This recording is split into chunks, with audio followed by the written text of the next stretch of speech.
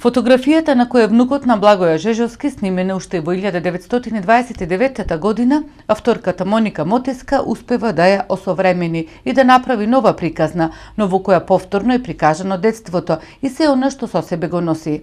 Старата фотографија која ја инспирирала е тројна експозиција на дете, која во средината на фотографијата држи круша во раката, од левата страна во раката има вилушка и сака да ја забоде крушата, а пак оддесно ја подава раката да го земе овошјето. Целата гледка, која е необична, ја натерала авторката Моника Мотеска да создаде серијал Нови фотографии. Јас ја земам таа фотографија и потоа во соработка со деца од основно училиште во Скопје, на истиот начин, по истата постапка, тројна експозиција, правам нивни портрети. Всушност, со оваа изложба јас правам портрет на едно детство.